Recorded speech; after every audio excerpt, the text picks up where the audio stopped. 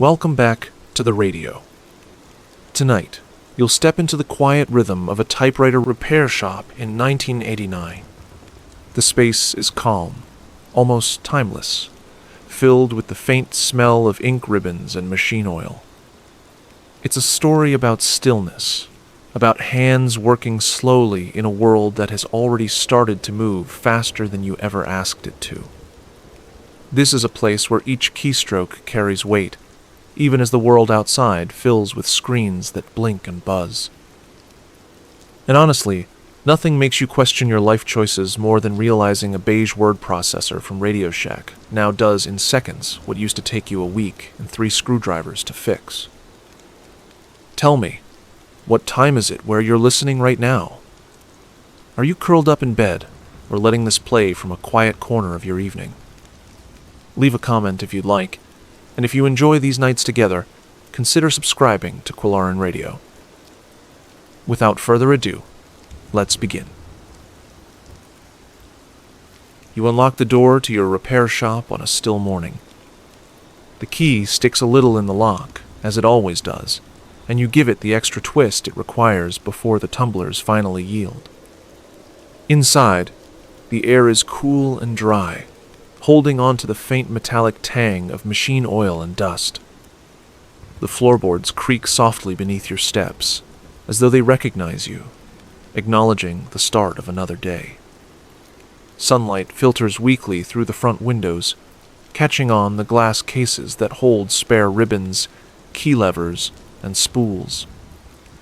It's quiet enough to hear the faint hum of the refrigerator in the back, where you keep soda that always tastes faintly of metal.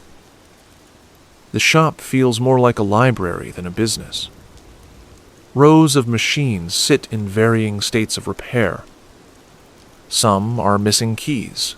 Some have covers removed, exposing their gears and levers like rib cages laid open for study. A few finished ones gleam faintly in the morning light, freshly polished and waiting for pickup. You set your bag on the counter and take a slow look around.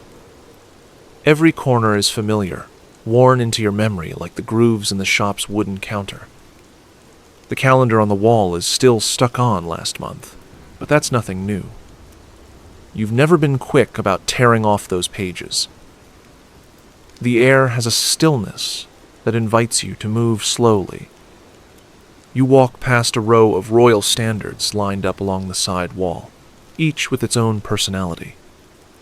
One has a cracked space bar, another carries faint cigarette burns near the platen from some long-gone writer who must have worked while smoking steadily. You can almost picture the ashtray, full to the brim, tipping dangerously close to the keys. One of the Smith Coronas has a ribbon installed backward, a mistake you keep meaning to fix but haven't yet bothered to correct. No one notices but you, and it's not hurting anyone. The morning light makes the dust visible, dancing faintly in shafts of brightness that cut through the dim. There's a comfort in the way the particles hang, suspended, like time itself has slowed down here, refusing to match the pace of the world outside. Somewhere, people are buying sleek machines with floppy disk drives and daisy wheel printers, marveling at the future. But in here, the sound of a type bar striking paper is still king. It is a kingdom that grows smaller by the week, but you hold on to it anyway. The first sound you deliberately make is the pulling of the chain on the old ceiling fan. It stirs reluctantly, blades whirring with a wobble that makes you wonder if today might be the day it finally spins itself loose. It never does. You've been saying that for 3 years, but the fan continues to rattle along stubbornly, much like the rest of the shop. You sit at the counter, pull open the ledger, and flip through pages filled with neat but fading notes. Each entry marks a machine that came in, the problem noted, the parts ordered, the day it was ready. The handwriting is yours, of course, but you notice how your loops on certain letters have changed slightly over time. Even your penmanship has evolved more than most of these machines. Your coffee cup sits nearby, the chipped one with the handle slightly loose. You pour in coffee from the thermos you brought along, the smell mixing with the underlying oil and dust. The taste is slightly metallic, partly from the thermos, partly from the years of being poured into the same mug. You don't mind. The bitterness fits the setting, grounding you into the morning. You walk to the back of the shop, checking the stack of repair tickets left in the tray. 2 new slips from yesterday are waiting. One belongs to an old Remington portable, brought in by a college student who insists it helps her write better essays than anything with a glowing screen ever could. You admire her stubbornness, though you know she might not keep that opinion much longer. The other ticket is for a machine from an older gentleman who dictated slowly, as if he wanted every word to weigh more. His typewriter's ribbon had shredded like confetti, and you promised to replace it. The shelves along the back wall hold drawers filled with small parts. Springs, screws, feed rollers, all labeled with handwriting that only you could decipher. Some drawers are nearly empty now. Suppliers have been cutting down their shipments, or discontinuing parts altogether. It doesn't bother you as much as it probably should. You've grown good at improvising fixes, finding workarounds with what's left. Machines like these don't really mind a little improvisation. They just want to keep working. The hum of the refrigerator remains steady, accompanied now by the ticking of the wall clock.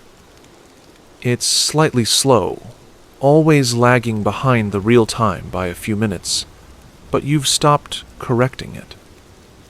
There's something satisfying about letting the shop run a little off from the rest of the world.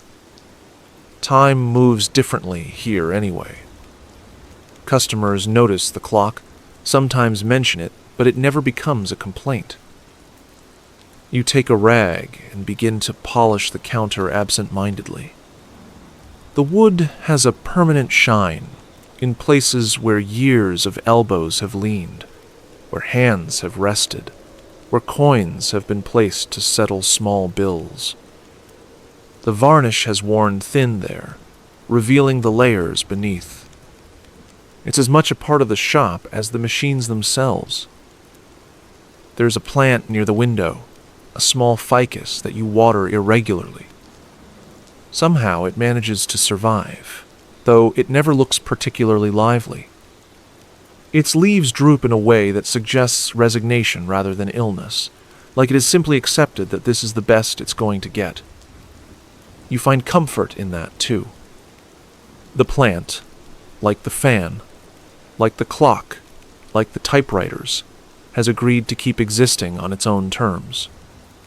If anyone ever asks what it looks like, you usually say, fine, though fine in this case means it could be mistaken for plastic from a distance.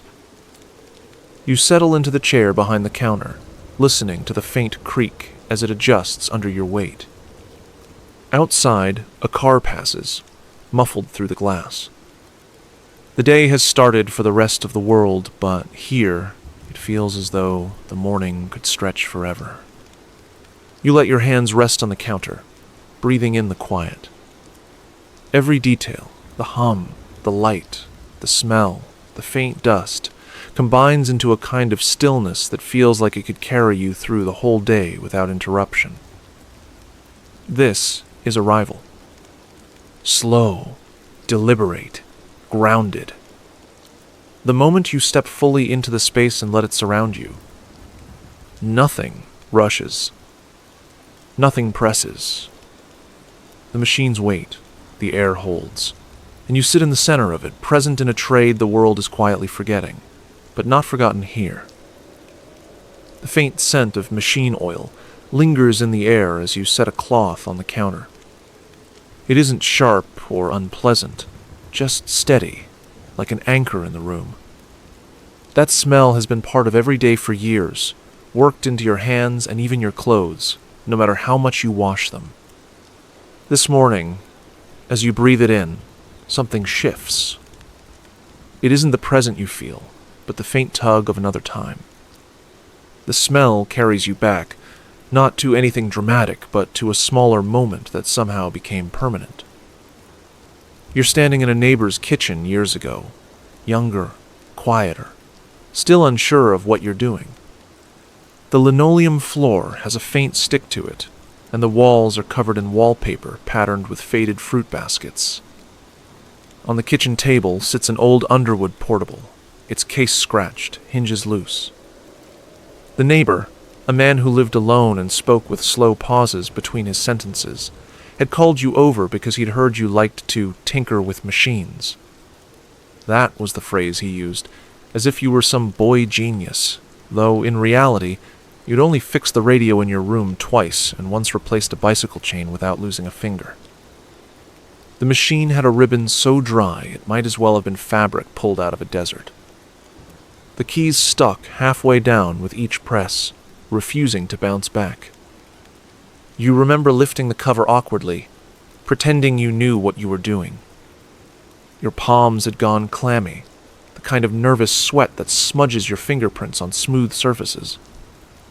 Yet something about the shape of the type bars, the way they fanned out and hinged back like little hammers, made sense in a way no one had ever explained to you. The neighbor watched silently, sipping from a glass of water that looked cloudier than it should have. He didn't rush you, didn't offer advice. He simply let you stand there, fiddling with screws that squeaked faintly when loosened. Each sound echoed too loudly in that quiet kitchen. You'd expected to fail. Instead, you managed to free the jammed mechanism with a twist and a dab of oil he kept under the sink. The keys started moving again, striking the platen in uneven rhythm. The sound startled you, loud clack-clack echoes in a room that had only known the hum of the refrigerator a moment earlier. The man smiled faintly, not with his mouth, but with his eyes, as if the sudden noise was enough to count as triumph. He didn't thank you right away. He just slid a piece of paper into the carriage and typed his name in uneven letters. Half the keys printed darker than the others, and some hit the page at an angle, but it worked. The satisfaction that rose in your chest was strange, like discovering a door you hadn't realized you were meant to open. That memory stays with you. The kitchen light was weak, a yellow bulb overhead that buzzed occasionally. The air smelled faintly of onions that had been cooked the night before. You'd stood there, awkward and tall for your age, not quite fitting the space. Yet in that moment, you felt both useful and calm, as though fixing that one machine was proof you could belong somewhere. You hadn't thought about careers, or trades, or the future. You had simply been glad the keys worked again. As you linger in the memory, you catch details that had slipped before.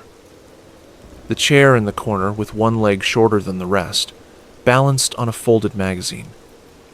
The thin curtain at the window, moving faintly even though the air was still. The man's shoes near the door, worn at the heels, neatly placed side by side as if waiting for him to step into them again.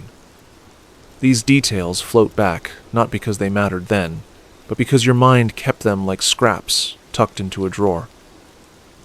You recall the way he nodded when you finished, saying only, "That'll do." No grand praise, no payment offered, not even a handshake.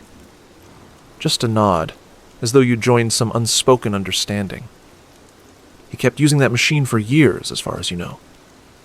Every time you heard its clacking through the open window on summer evenings, you'd think, that's the sound of something I helped keep alive. Back in the shop now, the smell of oil pulls you gently from the memory. You blink at the shelves, at the machines sitting in their quiet rows. The fan above creaks along, and the dust in the light resumes its lazy drift. The refrigerator hums again, steady and indifferent. The kitchen from long ago dissolves, leaving you with the residue of it, not regret, not longing, just a faint warmth, the way a room feels after laughter has faded. You pick up a small screwdriver from the counter and roll it between your fingers. The metal is cool, familiar. You know you're not the boy standing awkwardly in someone else's kitchen anymore, unsure of every turn. You're older now, surrounded by dozens of machines, some fixed, some waiting.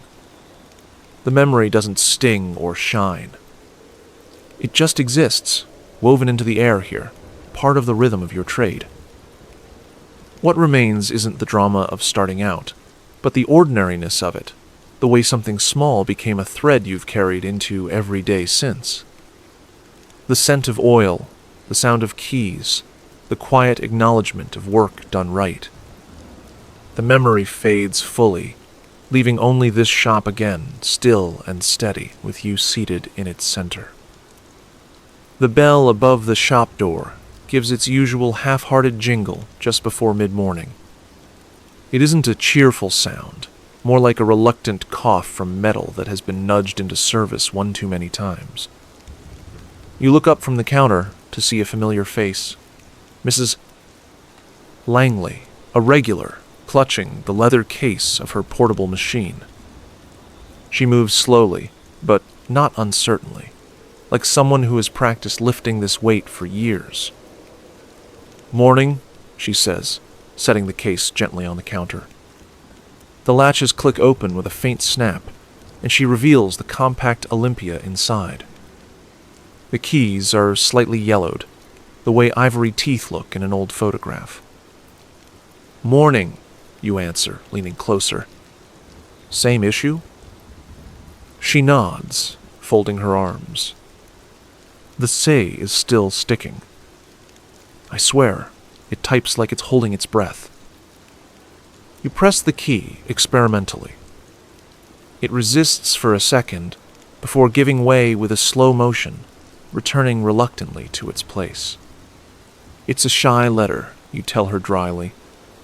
Not everyone's cut out for plural forms. She chuckles, not loudly, but enough for the sound to warm the shop. If I didn't know better, I'd say you've started taking sides with the keys. "I have to," you reply. "If I don't defend them, no one else will." The two of you let the words settle into silence.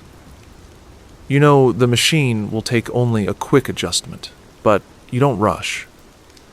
Instead, you take out your tools and begin with unhurried motions, letting the small scrape of metal and the soft click of parts fill the space. Misses. Langley watches without impatience, her hands folded loosely on the counter. From outside the window, a passing car hums by, carrying with it a faint wash of radio chatter. You catch only a fragment, something about computers in classrooms, before the sound fades again. Misses. Langley notices, too. "They say those things are the future," she murmurs. "But they never mention how often they'll break." "Exactly why I don't fix them," you answer, not looking up. "I'd run out of patience before I ran out of spare parts." Her laugh this time is quieter, almost to herself. You finish the adjustment, test the key, and hear the satisfying tap of a corrected strike. The C falls into line, no longer hesitating. You slide the machine back toward her. It's breathing again. She runs her fingers lightly over the keyboard, as though greeting old friends. "I always think this might be the last time I bring it in," she says softly. "But then I can't imagine not hearing it work." You nod, understanding without needing to answer. She closes the case, clicks the latches shut, and lifts it with care. "Put it on my tab," she adds with a smile. When she leaves, the shop feels quieter, but not empty. The faint echo of her voice lingers like warmth in the air. You sit back, hands resting on the counter, listening as the ceiling fan gives another tired rattle. A few minutes later, another presence passes the front window. This time it's Mr. Alvarez from the barber shop down the street. He doesn't come in. He never does. But he always gives a small wave as he walks by, carrying a broom in one hand, sweeping before his shop even opens. You raise your hand in return. The gesture is brief, almost habitual, but grounding in its own way. 2 shops, 2 routines, both still alive in a neighborhood that has started to shift. Not long after, the door jingles again. A younger man enters, carrying a grocery bag that looks far too heavy for one hand. You recognize him as one of the college students who stop by occasionally. He doesn't set a machine on the counter, just the bag. "Brought you a sandwich," he says, pulling it free. "Turkey, on rye. Thought you might be too busy in here to eat."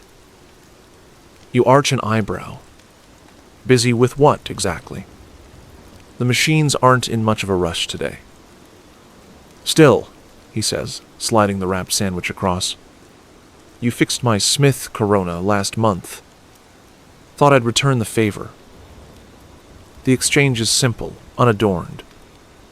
You accept the sandwich, unwrap it slowly, and nod.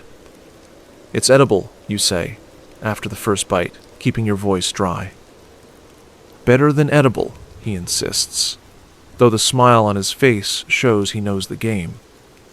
He lingers only a moment longer before heading back out, his grocery bag bumping against his leg as he disappears down the street. With the shop quiet again, you eat slowly, each bite filling the silence. The bread leaves crumbs on the counter, and you brush them into your palm, dropping them into the wastebasket.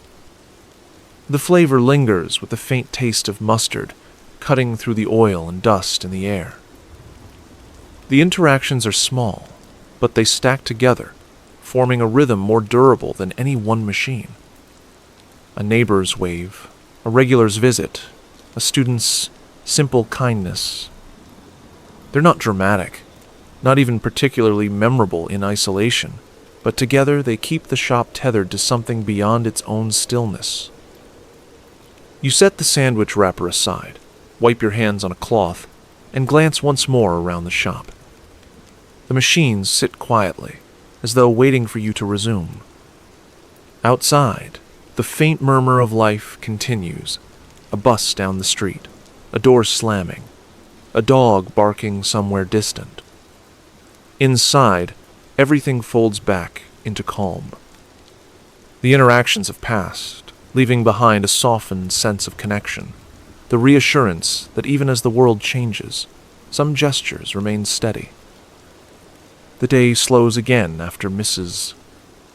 Langley and the student leave, and the silence takes on a different weight. It is not empty, not heavy, just steady.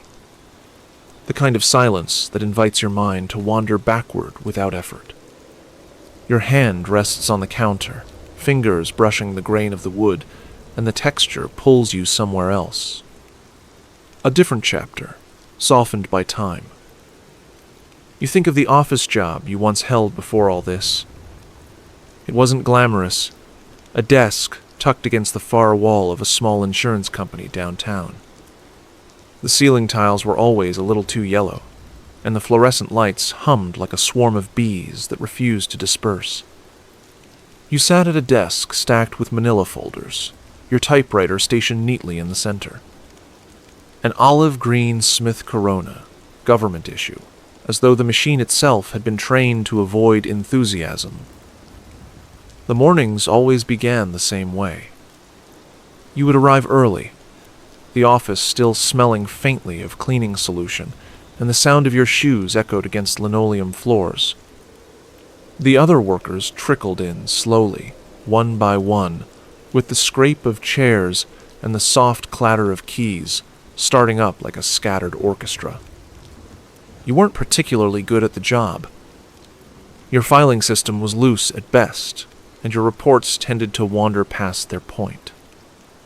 But you could fix things. When a machine jammed, you were the one called over. While others sighed and tapped their pens impatiently, You would crouch beside the desk, lift the cover, and free the stuck keys with a practiced twist. It wasn't something they trained you to do. You simply paid attention. The sound of a carriage not returning properly or a key sticking halfway told you what was wrong. The machines became more familiar than the paperwork ever did. You'd lose yourself in the rhythm of them. Clack, ding, return. Clack, ding, return. The words you typed might have been dull, policy summaries, letters to clients, but the act of typing itself steadied you. Sometimes, though, your mistakes gave the office a quiet kind of comedy. Like the time you typed a full page of a letter without noticing the ribbon had dried out, leaving only faint ghost impressions on the paper. You'd slipped it into the outgoing pile anyway, only for your supervisor to hold it up later and ask if you were testing a new form of invisible ink.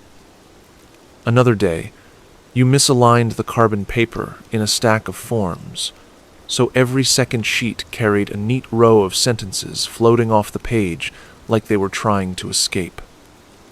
You weren't scolded harshly, just given the look that says, maybe you should stick to fixing the machines. Lunchtime brought its own quiet routines. The break room was small, a table with 3 mismatched chairs, and a vending machine that rattled every time it dispensed something. Your usual meal was a sandwich wrapped in wax paper, flattened slightly by the weight of the thermos you carried in the same bag. You'd sit with the others, half listening to conversations about weekend plans or the rising cost of gas. Sometimes you joined in, sometimes you didn't. You were there, but part of you was always tuned to the machines outside the break room door, as though they might need you at any moment. What stays with you most from that time isn't the work itself, but the small details.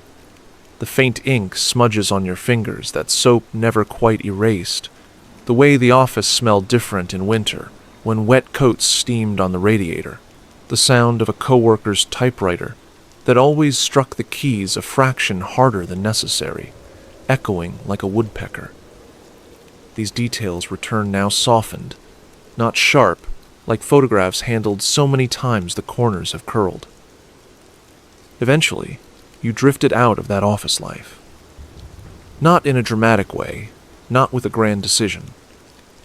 Just a slow realization that the machines mattered more to you than the forms they produced.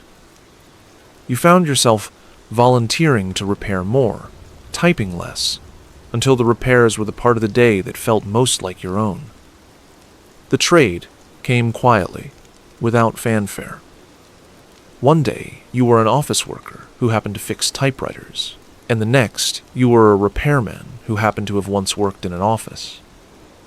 The shift was gradual, and looking back, you can't pinpoint the exact moment it became permanent. The memory doesn't glow with nostalgia, and it doesn't sting with regret. It simply sits there, worn smooth by time. You weren't particularly good at filing, and you never loved the reports, but you weren't unhappy either. It was just another chapter, a stretch of days stacked into years that led, without warning, to where you sit now. The funny thing is, you don't remember your last day clearly. You don't remember packing the desk, or the final time you shut off the machine in that office. You remember only the steady rhythm of those mornings, and the way it eventually faded into the rhythm of this shop instead. One cadence replaced by another, like one record lifted from the turntable, and another set gently in its place. The shop clock ticks, bringing you back. Your hand is still on the counter, tracing the grooves in the wood. The office feels far away now, but not gone. Just a layer underneath, still faintly audible beneath the quiet hum of your current day. It doesn't need to be anything more than that. It is part of the distance you've traveled, a distance that didn't require maps or milestones. Just small decisions, small shifts, until you arrived here. And here you remain, surrounded by machines that clack and hum in their own ways, the echoes of the past folded neatly into the silence of the present. Your eyes fall to the corner of the counter where one machine sits apart from the others. It isn't for sale, and it isn't waiting for a customer. It's yours. A Royal Quiet Deluxe, black enamel dulled in places where hands have touched it for decades. The keys are round, the lettering faintly faded, the spacebar smooth from wear. It isn't the most valuable machine in the shop, nor the rarest, but it has settled into its role as something more than a tool. It is the anchor of the room, a presence that steadies you in a way no clock or fan can. You brush your fingertips across its frame. The surface holds the faint coolness of metal, though the edges have warmed over time from so many touches. Each key has its own subtle give, some springing back more quickly than others, some hesitating for half a breath before returning. You know their differences by feel. They remind you of familiar people in a small town, each one carrying a quirk that you've come to expect. The machine first came into your possession years ago, traded from a customer who couldn't pay for a repair. He had shrugged and said, "Keep it," sliding the machine across the counter as though leaving behind a coat he no longer wanted. You hadn't known at the time that it would become permanent. Machines pass through your hands all the time, each carrying its own story, but this one stayed. You tuned it, polished it, and then let it remain on the counter instead of in the back. Sometimes you type small notes on it, reminders, lists of parts to reorder, or phrases that come to you in the quiet. The sound it makes is softer than the clattering standards in the corner. It carries a rhythm, like rain tapping lightly against glass, steady and calm. Even when the shop is silent, even when customers haven't walked through the door for days, that sound has been enough to keep the space alive. As your fingers rest on the keys now, you remember the times you typed letters to yourself late in the evening after closing. Nothing elaborate. Just a sentence or two, like, "Check the fan belt on the Remington tomorrow," or "Buy milk on the way home." Yet sometimes the words slipped into something else, small reflections that felt too quiet to speak aloud. A thought about how the light caught the dust near the window. A line about how the day had passed more quickly than you expected. You'd fold the page and tuck it into a drawer, where dozens of such scraps remain, yellowing slowly. You've never reread them, but you don't throw them away either. The Royal ties you to more than just work. It reminds you of evenings in your own living room, long before the shop, when you typed small notes while a record played faintly in the background. The memory isn't tied to a specific day, but rather to a feeling, the warmth of a lamp on the table, the scent of wood polish from the cabinet nearby, the faint hum of the refrigerator down the hall. Life was simple then, the kind of simple you don't recognize until it's already past. You press one key now, and the letter A strikes the platen with its soft, rounded thump. The sound seems to echo in the room more than it should, like the machine is reminding you of its presence. You can almost hear the faint rustle of papers from that old living room, even though you're sitting here decades later. It's strange how one sound can stretch time, pulling two rooms together until they overlap. Humor finds its way into the moment, too. You remember once, years ago, trying to write a shopping list on the Royal. The ribbon was half dry, so the letters faded in and out, leaving you with an uneven record of what you needed. Bread was legible, milk was faint, and eggs looked like a cryptic code. You carried the paper to the store anyway. The cashier glanced at it, then at you, as if to say, "Is this a grocery list or a ransom note?" You ended up buying twice as much just to be safe. The machine has been steady through all of it, the shifts in work, the shrinking of the trade, the passing of time. You don't think of it as valuable in the way collectors might. You think of it as steady ground, a piece of metal and ink that insists on staying real, even as the world drifts further into screens. It doesn't ask you to catch up. It doesn't care what year it is. It simply waits for your hands. You sit with it now, letting your fingers linger on the keys. You don't type, not yet. You simply feel the weight of the machine under your palms, the cool certainty of something that has lasted. Outside, another car passes, muffled and gone. Inside, the ceiling fan stirs the air again, carrying the faint smell of oil and dust. You lean back slightly in your chair, letting the royal remain where it always has, a quiet companion that anchors not just the counter, but you within it. It occurs to you, not for the first time, that if the shop were to empty out completely, if every other machine were to leave, this one would still remain. Not because it's the most useful, but because it holds the most weight in silence. It gathers memory without effort. It ties you to places and times that have already dissolved. The day goes on. Light shifts slowly across the counter, catching the edges of the machine in muted shine. You let it rest there, unbothered, unchanged, as though its presence alone is enough to remind you why you're still here. If you've been enjoying this story so far, I'd love to invite you to subscribe to Quilloren Radio. Every night, there's another quiet place to drift into, another story told at an unhurried pace. Subscribing helps you find your way back here whenever you need a little stillness. You sit back, eyes lingering on the royal at the counter, and a thought surfaces the way a bubble rises in still water. Not a sharp thought, not urgent, but one of those drifting questions that sometimes arrives uninvited. What if things had been different? Not in a dramatic sense, not in the way movies tell it. Just in the small, ordinary choices that could have bent the road another direction. You wonder, for instance, what might have happened if you had leaned into computers back when they first started appearing in the office.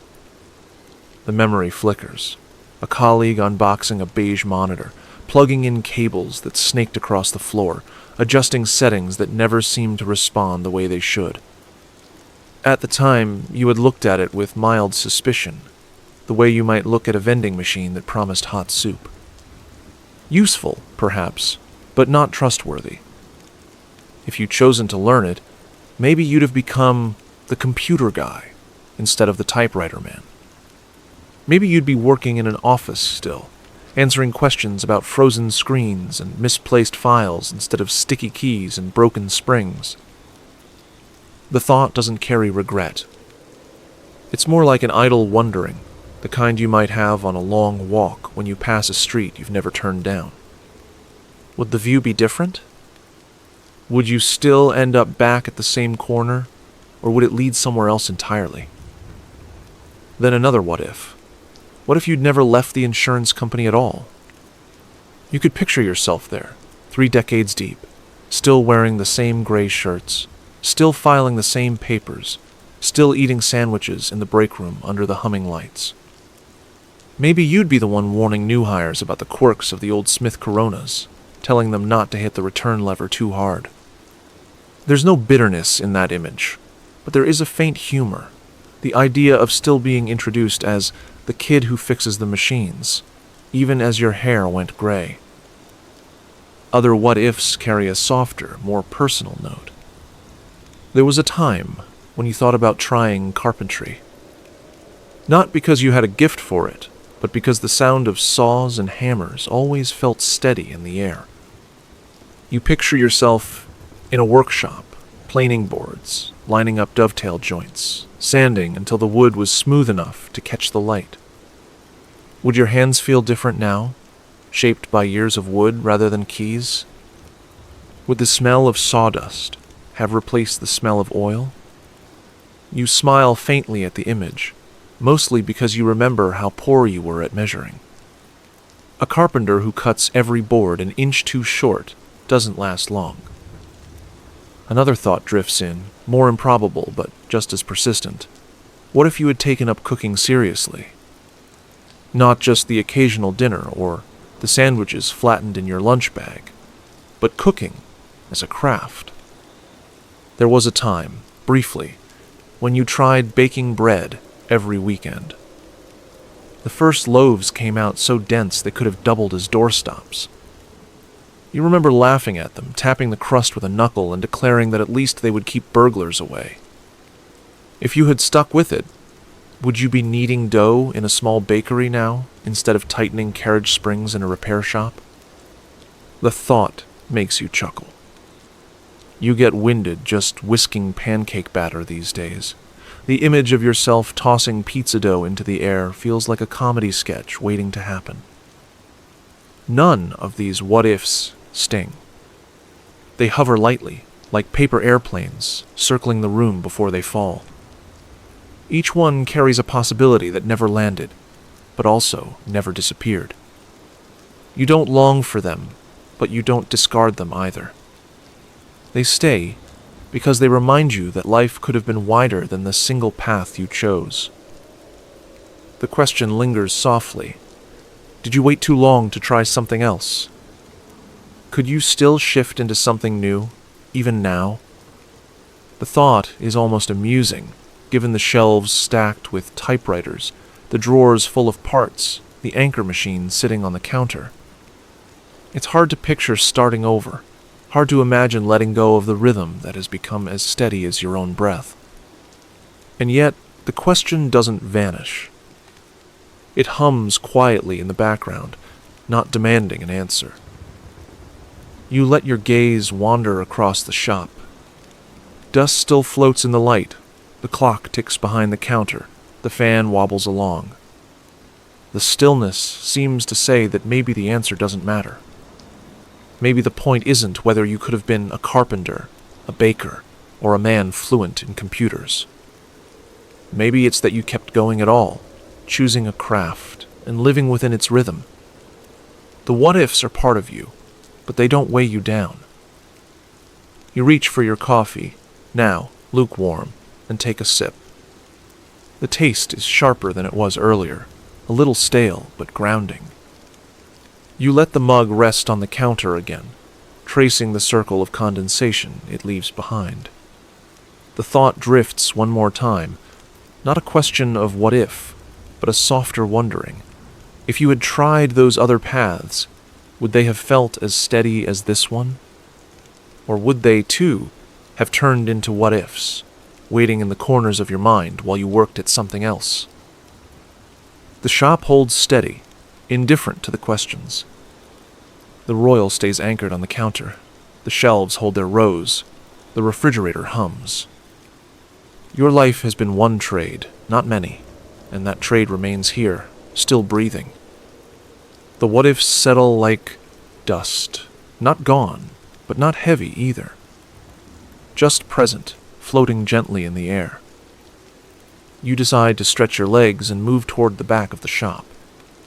There's a drawer in the old filing cabinet you haven't opened in a while.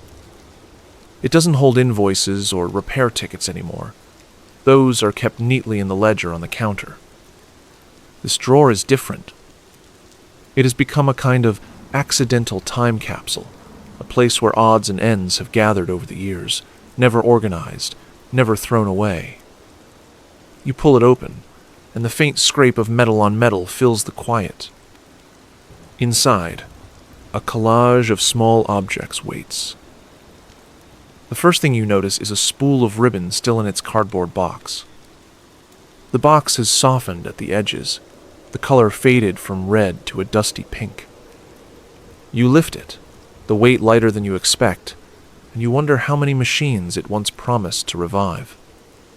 The label on the side claims superior durability, which makes you smile faintly. Most ribbons dried out faster than you could finish reading the instructions.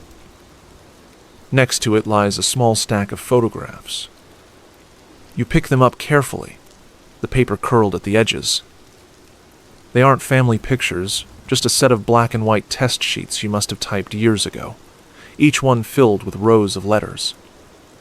A, A, A. B, B, B. All the way through the alphabet, with some rows crooked where the carriage slipped slightly. Looking at them now, they resemble abstract art more than anything functional. You picture them hanging in a gallery with a plaque that reads, "Study of Repetition." Beneath the photos is a receipt folded into quarters, the ink faded nearly to nothing. You unfold it and squint. The words are barely there, but you can just make out the purchase: 1 royal carriage spring, 2 platen knobs, and a ribbon tin.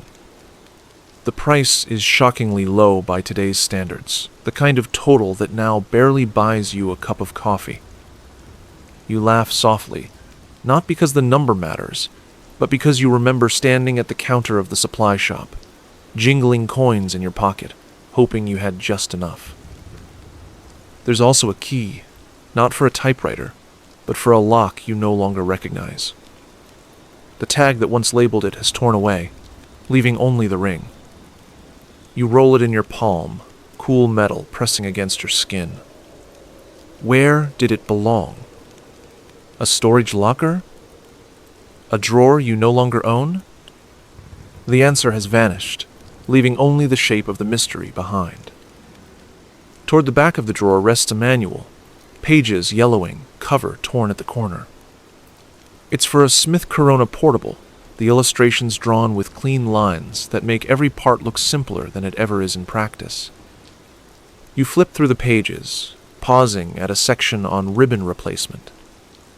The instructions are written with cheerful certainty, as though no one could ever possibly tangle the ribbon or smear ink across their hands. You chuckle at that. In your experience, half the work of ribbon replacement is undoing the mess it inevitably creates.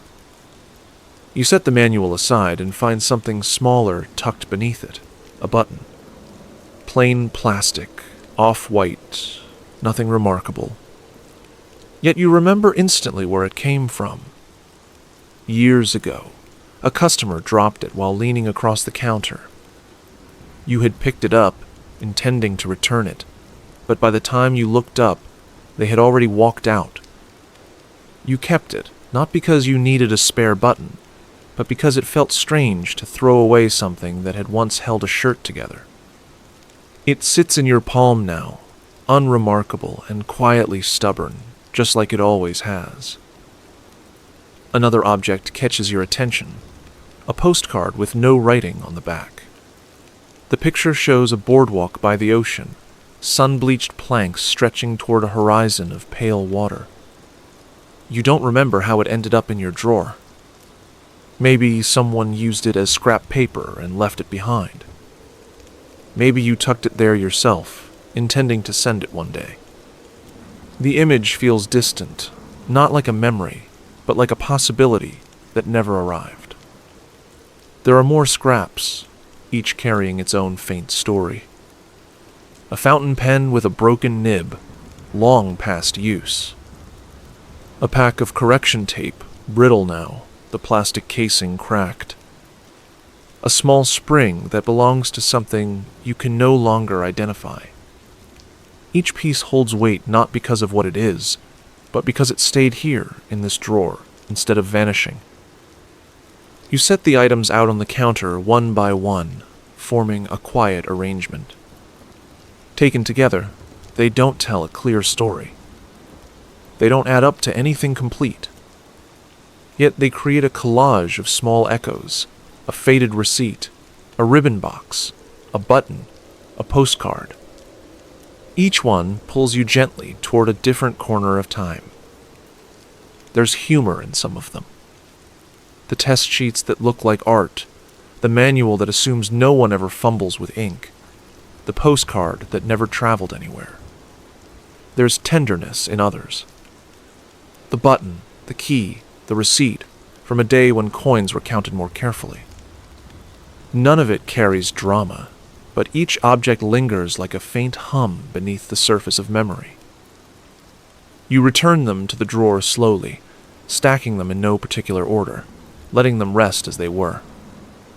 The time capsule closes with a soft metallic slide, its contents tucked away again, waiting for another day when you might feel like lifting them back into the light. The shop is quiet once more, but the feeling of those objects remains. Not nostalgia, not longing, but a kind of softened connection. Proof that even the smallest scraps can hold entire rooms of memory if you leave them long enough. The drawer slides shut, and the faint echo lingers in the shop longer than you expect. The sound makes you wonder, almost without meaning to, about how long these noises will exist at all. You lean back in your chair, the wood pressing gently against your shoulders, and your thoughts stretch forward, past today, past next week, farther than you usually allow them to wander. What will this place look like in 30 years? Will the shop still stand, its windows clouded with dust, or will it be something else entirely, a boutique, a coffee shop, maybe a vacant lot with weeds growing through the cracks? The machines lined neatly on the shelves now might be gone, replaced by things you can't picture yet. You imagine some future worker standing behind a sleek counter, adjusting devices so thin they could be mistaken for clipboards. Would they ever think about the typewriters that once sat here? Would they know the faint smell of ribbon ink, or the clack of metal arms striking paper? The questions keep opening. Will anyone still type on these machines decades from now, or will they become curiosities behind glass? A future museum exhibit labeled Communication Tools of the 20th Century, with your familiar Royals and Smith, Coronas sitting under bright lights, stripped of the hum of daily use. Children pressing their noses to the glass, pointing and asking, did people really write entire books on those? The thought makes you smile faintly, though part of you winces at the silence of it. Machines that once filled rooms with noise, now mute on display. You let your eyes drift to the ceiling fan. It rattles its uneven rhythm, as it always does. Another question surfaces. Will fans of the future wobble the same way, or will someone finally invent one that stays balanced forever? Maybe they'll hum quietly, controlled by invisible sensors. Or maybe fans will vanish too, replaced by something else entirely, something silent, unseen, but still moving the air.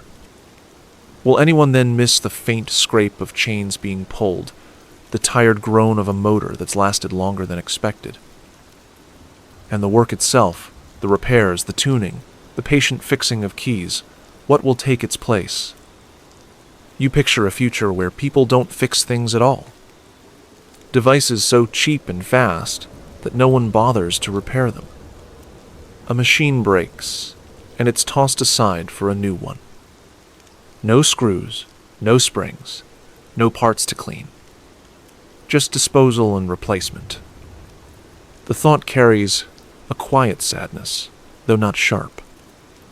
More like a question without an answer. If nothing is fixed, how does anything last? You wonder if someone will ever stand where you stand now, behind this counter, running their hands across a desk worn by years of elbows and hands. Maybe they'll keep something small from this era, a ribbon tin, a key, a faded instruction sheet. Not because it's useful, but because it feels grounding. Or maybe no one will remember the shop at all. The building could be torn down, its pieces hauled away, its memory living only in an old photo tucked in a drawer. Your thoughts stretch further still. What about the people? Mrs. Langley with her faithful Olympia, the student with his grocery bag, Mr. Alvarez sweeping in front of his barber shop. Will the next generation know their names? Or will they become shadows behind closed doors? You think about your own name, too, written in the ledger, scrawled on receipts, mentioned in passing conversations. Will it vanish as easily as a ribbon mark that fades too light to read? Or will someone, somewhere, remember the repairman who kept old machines alive a little longer than anyone expected? Dry humor slips in with the wondering. Maybe the future will be full of typewriter repair holograms, programmed to demonstrate how things used to be fixed. A voice explaining, "This is a carriage spring," while a glowing hand performs the repair in perfect, sterile movements. You can picture a group of children watching politely, nodding, and then moving on to something more exciting, like a virtual roller coaster ride. Your hologram would probably sigh between explanations, just to stay accurate. The reflections aren't heavy, just wide. They move like water, carrying you farther than you meant to go. You think of technology leaping ahead, of shops changing hands, of people drifting on and off the street outside. You wonder about chairs that don't creak, machines that don't break, fans that don't rattle. You wonder if silence will one day replace all these sounds, if stillness will arrive not as peace but as absence. And yet, even as your thoughts stretch decades ahead, you glance around the shop and see what remains. Rows of typewriters steady in the dim light, dust moving in thin shafts, the ceiling fan refusing to quit. Whatever the future brings, this moment still exists. You are here now, the royal resting on the counter, the hum of the refrigerator steady in the back. The far reflections drift out again, leaving you with only the present, still and slow, exactly as it is. The far questions fade, and in their place come the lighter wanderings that appear when the day has gone still. Not the weighty what-ifs, not the reflections that stretch across decades, but the small, harmless thoughts that drift in and dissolve just as easily. You lean back in your chair, eyes on the royal, and let your mind take a quieter turn. What if the typewriters here had minds of their own? Not in the dramatic, talking machine sense, but something smaller. Maybe they whispered faintly when no one was around, muttering about the words people had typed on them. The royal on the counter might sigh each time someone used the Q key, as though weary of carrying such a seldom needed letter. The Olympia Mrs. Langley Carries might secretly prefer writing poetry to essays, but puts up with the essays anyway because that's what it was asked to do. The idea makes you smirk faintly. Machines with preferences, but polite enough never to complain. Another thought arrives. What if ribbons never ran dry? You imagine pulling a spool from its box and finding it fresh forever, no matter how many pages you typed. No more smudges, no more uneven marks. Just endless, perfect ink. It would have put you out of business, of course, but the picture of drawers neatly filled with ribbons that never fade is oddly soothing. Your gaze shifts to the ceiling fan.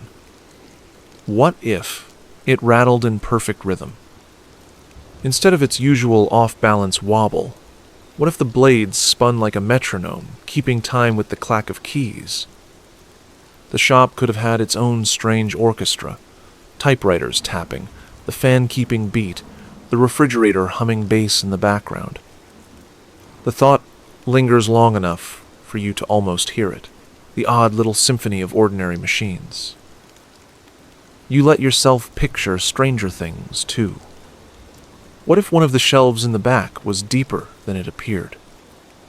Not dramatically, just enough that if you reached in, your hand might brush against a hidden compartment. Maybe inside would be a single envelope, sealed and waiting, its paper yellowed by time. It wouldn't say anything important, maybe just a line like, "Keep going," written in an old hand. Nothing world-changing. just a quiet reminder, tucked away for whoever happened to find it. You glance at the drawers again. What if every machine had left something behind in them? Not parts or receipts, but small traces of the people who owned them. A note from a child learning to type, a scrap of a half-written letter, a shopping list that never made it to the store. The idea feels plausible. You've found enough forgotten things in cases before. You picture each drawer as a small archive, not of machines, but of people who used them. A collection of ordinary ghosts, tucked into paper and ink. Then the humor returns in another passing fancy. What if, when you weren't looking, the machines competed with each other? A Smith Corona trying to out-type a Royal, a Remington insisting it still had the sharpest keys. You imagine them holding contests at night, each clattering in its own corner, only to fall silent again the moment you open the door in the morning. The idea is ridiculous, but it fits the quiet stubbornness of the machines. Your mind drifts even smaller. What if the dust that floats in the light carried tiny stories? Not elaborate tales, but small phrases, fragments that whispered as they passed. One speck might carry the echo of a sentence written 20 years ago, another the faint rhythm of someone's laughter. You breathe in the still air and wonder, fleetingly, if you've already taken in 100 such fragments without knowing. The fantasies don't last long, but they don't need to. They appear like ripples on water, spreading gently before fading back into stillness. They don't ask you to believe them. They simply offer a passing softness, a way for your mind to drift without urgency. Machines that whisper, ribbons that never run dry, drawers with hidden notes, fans that keep rhythm.